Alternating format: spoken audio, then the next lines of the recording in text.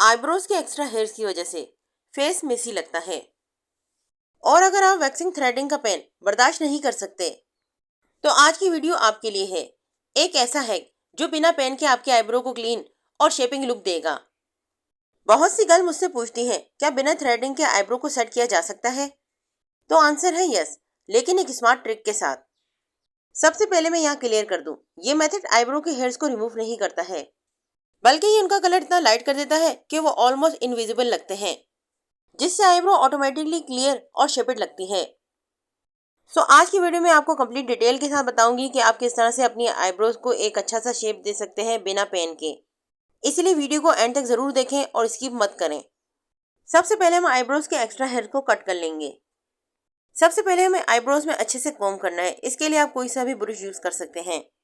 Brush की मदद से हम आईब्रो को कॉम्ब करेंगे और जितने भी आईब्रोज के लॉन्ग हेयर हैं इन्हें ऊपर की साइड निकाल लेंगे। अब हमें सीजर की मदद से इक्वल कट कर लेना है, थोड़ा सा आर शेप में। गाइस, आप लोग देख सकते हैं कट करने से ही हमारी आईब्रो का ऑटोमेटिकली एक शेप बन गया है।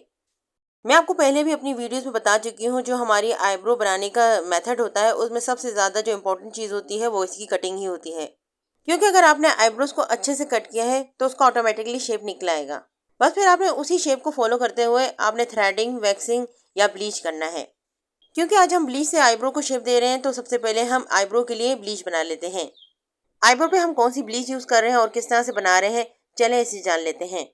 मैं जो यहाँ पर ब्लीच यूज कर रही हूँ ये क्यूने की है, क्रीम ब्लीच। कोशिश करें आप भी अगर आईब्रोज के लिए ब्लीच यूज कर रहे हैं तो आप भी इस क्यूने की क्रीम ब्लीच को ही यूज करें। इसका रिजल्ट बहुत ज्यादा जबरदस्त है। ये आईब्रोज के बालों को बहुत ज्यादा इनविजिबल कर देती है।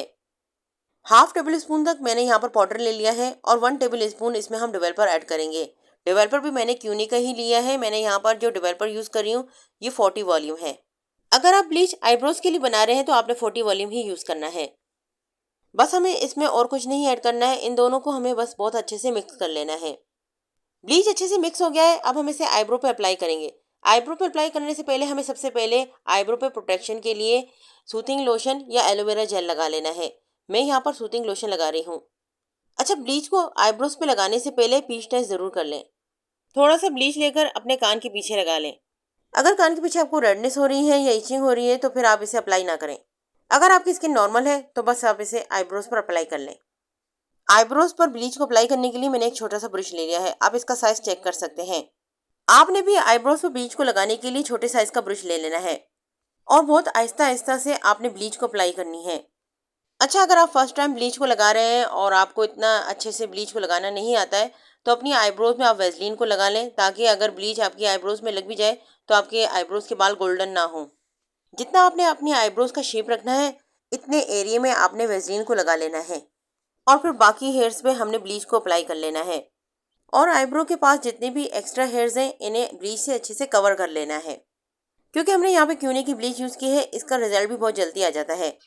इसीलिए ब्लीच को अप्लाई कर लेने के बाद आपने कुछ ही देर बाद इसे देखते रहना है कि अगर आपके बाल गोल्डन हो गए हैं तो इसे रिमूव कर दें।